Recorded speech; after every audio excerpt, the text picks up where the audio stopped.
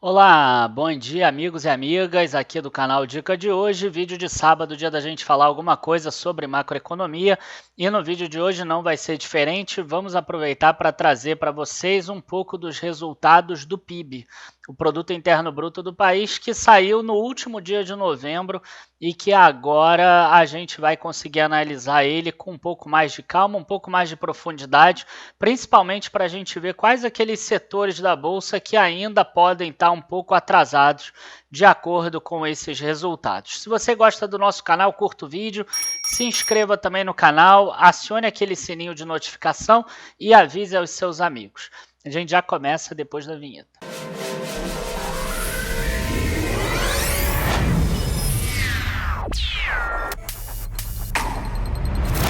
Bom, gente, não esqueçam, você que esteja vendo esse vídeo agora no final de semana, agora mesmo, sábado e domingo, a gente tem o Ultimate Value. Vocês vão ver que o nosso canal aqui do YouTube vai estar transmitindo de 2 às 8, 2 às 7h30, mais ou menos, dos 2 dias, com muitos convidados especiais e é tudo gratuito. Então, link de inscrição está aqui embaixo para você receber no teu e-mail todas as notificações. Bom, vamos falar um pouco sobre o PIB. Qual é a grande importância? A gente sabe que as empresas que estão na Bolsa de Valores, elas são empresas que vendem os produtos ou os serviços delas. E esses produtos e serviços são comprados por um público consumidor, sejam eles pessoas como as famílias, sejam eles um público no exterior, que aí seria exportação, seja ele o próprio governo, né? O consumo do governo, seja ele uma outra indústria, né? Às vezes uma empresa igual a WEG, por exemplo, ela produz mais produtos para outras indústrias do que para o mercado consumidor final, né? De certa forma acaba sendo isso. Então, qual é a grande questão? A gente analisa a variação da economia para a gente ver qual é a tendência. E vocês vão ver com esse resultado do PIB como explica muito do contínuo crescimento da Bolsa agora em dezembro, né? Porque os resultados saíram no final de novembro e vocês vão perceber, depois da alta muito forte de novembro, normal seria que a Bolsa esperasse um pouco, não subisse tanto, mas esses bons resultados da economia mostram que não é um erro a Bolsa estar subindo. Então vamos lá, vamos mostrar aqui, já estou pegando direto o próprio Contas Nacionais Trimestrais aqui do IBGE, tá? Então são indicadores IBGE, já estou pegando a fonte oficial para que não tenha problemas e como sempre a gente vai tentar se manter mais em imagens que é mais fácil do pessoal ver e do pessoal gostar do vídeo. Então esse primeiro gráfico aqui de cima, a gente vê o seguinte, é o PIB, né, do Brasil variando trimestre contra o trimestre anterior. Então aqui é igual bater em cachorro morto, né? A gente está pegando terceiro trimestre com o segundo trimestre que ficou um monte de coisa fechado. Claro que subiu 7,7%, antes tinha tido uma queda de 10%. O grande barato desse número aqui é que ele ficou muito melhor do que outras nações aqui da América Latina, né? Então esse 7,7 ainda não reverte toda a queda desse segundo trimestre, mas já reverte uma boa quantidade dela. Isso a gente consegue ver nesse ponto aqui, ó, que a gente calcula trimestre contra o mesmo trimestre do ano anterior. Então quer dizer, o segundo trimestre contra o segundo trimestre de 2019 tinha caído aqui mais de 10%. Terceiro trimestre contra terceiro trimestre de 2019, menos 3,9%. Aí a gente vem aqui, ó, para os últimos 4 trimestres aqui. Então, o que são últimos 4 trimestres? Né? No caso, o terceiro trimestre de 2020 é quarto trimestre de 2019, primeiro, segundo e terceiro trimestre de 2020, contra os 4 trimestres anteriores, ou seja, quarto trimestre de 2018, primeiro, segundo e terceiro trimestre de 2019. Quando a gente pega esse cálculo, a economia brasileira ainda está 3,4% abaixo daquilo que foi visto no ano anterior. Tá? E finalmente aqui acumulado ao longo do ano, aqui a gente está pegando somente 9 meses de 2020 contra 9 meses de 2009, a gente ainda vê aqui uma queda de 5%. Vocês vejam que, excluindo esses últimos 4 trimestres, todos os outros já demonstram uma inflexão. E todo mundo que está no mercado ama uma inflexão, ou seja, você atingiu o menor nível, ó. Você atingiu o menor nível e agora você volta a crescer. Só para vocês terem uma ideia, por exemplo, vejam onde tiveram outras inflexões. Ó, a gente teve inflexão aqui em 2009, aí depois vocês pesquisem aí o que aconteceu na Bolsa em 2009 e 2010, por exemplo. Aqui a gente teve uma inflexão no primeiro trimestre de 2016, e aí depois foi até 2018. Vejam o que aconteceu com a Bolsa 2017 e 2018. Então, claro que o mercado está esperando essa inflexão aqui, porque a tendência é que a Bolsa se valorize também depois dessas inflexões. Só que um PIB, ele é muito geral, né? E a gente tem o PIB dividido por macro setores, vamos dizer assim. Então, como é que o PIB ele é dividido? Primeiro, ele é dividido pela ótica da oferta e pela ótica da demanda. A gente tem oferta de produtos e serviços, que são ofertas ou de produtos agropecuários, ou de produtos industriais, ou de produtos e serviços do próprio serviço, né? Talvez o mais normal seja comércio, mas vocês vão ver que existem vários serviços aí, alguns até maiores do que o próprio comércio, tá? Mas é aquela coisa que a gente aprende na escola, né? O setor primário, secundário e terciário, por exemplo. E também a gente tem o PIB pela ótica da demanda, né? Quem é que compra esses produtos? Quem compra esses produtos são esses agentes aqui, ou seja, são as famílias, que representam uns 60%, governo, que representa uns 20%, formação bruta de capital fixo, uns 16% a 17% mais ou menos, esse ano até subiu bastante. A gente precisa entender que esses aqui são os entes que compram os produtos internamente dentro do Brasil, e além disso a gente tem aqui a balança comercial. E a gente vai dar uma olhada nisso tudo também. Tá? Aqui a gente não vai analisar, porque isso aqui, na verdade, são as revisões da taxa de crescimento do ano de 2019.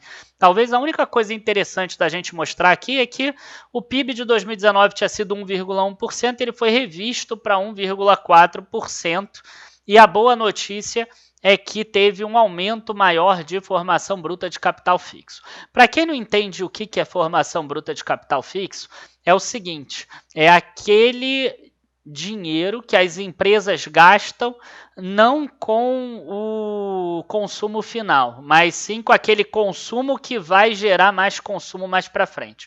É o que a gente fala que é o investimento em bens de capital. Então, quando uma empresa ela compra um equipamento, compra uma máquina nova, que ela vai aumentar a capacidade produtiva dela, ela está fazendo um investimento em bens de capital, ela está investindo na formação bruta de capital fixo. Ou seja, essa formação bruta de capital fixo é o que vai fazer com que a economia cresça no futuro. Então, esse é um bom ponto para a gente perceber se a economia vai crescer ou não. E como vocês podem ver, em 2019, o investidor, na verdade, o empresário, ele estava muito otimista, né? Tanto que cresceu 3,4%, acima de todos os outros níveis que estão aqui. Outra coisa que é interessante a gente ver naquela época é que as exportações estavam caindo e as importações estavam subindo. Isso mostra também por que os empresários estavam investindo na formação bruta de capital fixo. Aqui a gente ainda tem revisões da taxa de crescimento do primeiro trimestre e do segundo trimestre, tá? E aí a gente passa para o terceiro trimestre e o comparativo com os outros anos, né? Como a gente falou, existem 4 formas da gente analisar o PIB, que foram aquelas 4 que a gente mostrou no início desse vídeo. A gente viu aqui os números exatamente como a gente viu naquele gráfico, naqueles 4 gráficos no início desse vídeo aqui. E aí a gente passa para os subsetores, porque eu acho que isso aqui que é o fundamental. E aqui a gente está olhando com a ótica da oferta dos produtos. Então, quando a gente pega esses números aqui, e esse aqui é aquela do trimestre em relação ao trimestre imediatamente anterior, quer dizer, terceiro trimestre contra o segundo trimestre, a gente vai ver que a indústria de transformação foi o que mais subiu, 23,7%. Por quê? Porque no segundo trimestre eles ficaram com a operação paralisada. Então, provavelmente, eles foram os que mais caíram. Comércio, as lojas ficaram fechadas. Então, aqui eles também subiram muito. Transporte, armazenagem e correio, 12,5%. Também ficaram muito tempo parados. Tá? Então, esses números aqui, como dependem muito do que aconteceu no segundo trimestre, eu não gosto muito. Então, eu vou já pular para o que eu prefiro analisar, que é esse daqui, que eu estou comparando com 2019, ou seja, o trimestre atual, terceiro trimestre de 2020, com o terceiro trimestre de 2019. Então, a gente tem aqui, ó, o que mais cresceu nesse último ano? Atividades financeiras, de seguros e serviços relacionados. Cara, mas isso não foi o que mais subiu na bolsa. Garanto para vocês que bancos e seguradoras a gente já fez até um vídeo que estavam baratas, né? Que estava muito abaixo. Claro que até já subiu desde aquele vídeo, né? Mas a gente tem ainda um desconto nessa parte. Outra coisa que subiu bastante, ó, eletricidade, gás, água, esgoto, atividade de gestão de resíduos, né? Isso aqui é o que a gente chama de utilities. E eles também cresceram bastante nessa comparação com o ano passado. Atividades imobiliárias e indústrias extrativas, tá? A agropecuária, tudo isso aqui subiu. O PIB, ele caiu 3,9%. E você pode pensar assim, o que ainda tem para subir? Né? O que ainda tem para subir, olha só, aquele transporte, armazenagem e correio, que tinha sido uma das maiores altas do terceiro trimestre, ainda está 10,4% abaixo do ano anterior. Construção ainda está 7,9% abaixo do ano anterior. Essa parte aqui de administração, defesa, saúde, educação públicas e seguridade social provavelmente vai ficar abaixo do PIB. Por quê? Porque o governo, com o teto dos gastos públicos, ele tem um limite de gastos para fazer. Então, se vocês observarem aqui a despesa de consumo do governo, vocês vão ver que ela costuma ficar abaixo do PIB desde o final da época da Dilma e desde que foi aprovada o teto dos gastos públicos. Então, se a gente tem aqui 1,6% de crescimento no quarto trimestre de 2019 do PIB, 0,1% do governo. Se caiu 0,3% o PIB, caiu 0,8% o governo. Se caiu 3,9% o PIB, caiu 5,3% o governo. O problema é que o governo não tem como reduzir, enxugar tanto a despesa dele se tiver uma queda de 10% do PIB, né? Aí caiu só 8,5%. A gente vê que os consumos das famílias até caíram mais, 12,2%, e tem gente que inclusive defende, em um caso de queda do PIB muito grande, o governo não abaixar tanto o consumo dele para que a economia não caia mais ainda. Tá? Enfim, vocês veem que segundo trimestre, quando caiu 10,9% PIB, caiu 12,2% o consumo das famílias e 13,9% a formação bruta de capital fixo. Quer dizer, as empresas protegeram caixa e fizeram apenas os gastos necessários, não investiram em aumento da capacidade produtiva. No primeiro trimestre, esse aumento era de 6%, era muito interessante, era o maior dos números. E a gente espera que isso volte agora a partir dos próximos trimestres também. Tá? Outros dados aqui importantes é quando a gente pega a taxa acumulada do ano, né, os 9 primeiros meses, em relação ao mesmo período do ano anterior. Aqui o PIB ainda está caindo 5%. Talvez o PIB desse ano até, surpreendentemente, caia um pouco menos do que isso, caia uns 4 e pouco por cento. E já vai ser um resultado excepcionalmente bom por tudo que aconteceu, principalmente no segundo trimestre, no finalzinho de março também. E aqui a gente vê indústrias extrativas, administração financeira, seguros e serviços relacionados, agropecuária. Esses são os 3 que mais subiram em muitos dos períodos aqui. Tá? E o que não subiu tanto foi aqueles mesmos, né? O construção, transporte, armazenagem, correio e outras atividades de serviços. Tá? E aqui acaba incluindo restaurantes, bares, turismo, acho que também está aqui, enfim, né? Esses são o que pode crescer nos próximos anos, né? De acordo com esses dados que a gente viu aqui. Então, a gente tem aqui ainda alguns números finais com relação a essa questão dos 9 meses contra os 9 meses anteriores. E quando a gente está dessa forma aqui, a gente percebe que teve uma inversão bastante grande nesse ponto aqui, né, na formação bruta de capital fixo principalmente, que esse aqui é que é o dado que eu acabo olhando mais em relação às empresas. Agora, o que segurou quando a gente pensa ótica da demanda, quando a gente pega o acumulado em 4 trimestres? Né? O que segurou aqui quando a gente olha tudo isso? A gente percebe que o PIB, quando a gente pega os últimos 4 trimestres, ele caiu 3,4%. E consumo da família caiu 4,1%, consumo do governo 3,7%, formação bruta de capital fixo 4%. As exportações caíram só 1,9%. Então essas exportações é que puxaram o PIB para cima. Por quê? Porque as importações caíram 9%. E isso é que é um grande ponto que a gente precisa entender. O dólar alto, tá? Embora eu não goste da política de deixar o dólar alto, porque ela traz a inflação e a gente não sabe até onde a inflação vai, ela nesse momento ajudou o PIB brasileiro.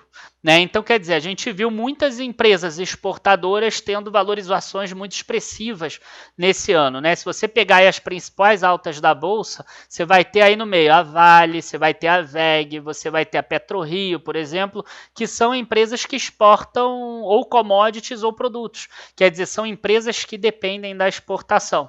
Tá? Mas, em compensação, o dólar ficou alto, a inflação subiu. E aí a gente acaba tendo menos importação. Com menos importação, isso significa também menos importação de máquinas, equipamentos para aumentar a capacidade produtiva. Então, é muito complicado mexer com a inflação. Eu, particularmente, não gosto. Já fiz alguns vídeos aqui mostrando o que eu acredito que o governo queria com o dólar mais alto. Ainda bem que o dólar começa a cair agora que o Trump perdeu a eleição. Provavelmente a gente deve ver um protecionismo menor nos Estados Unidos. Isso ajudou o Brasil e ajudou a Bolsa a subir agora, ajudou o dinheiro a migrar para os emergentes e ajudou também a queda dos juros futuros que a gente já falou aqui em alguns vídeos anteriores. Bom, gente, é isso que eu queria falar para vocês.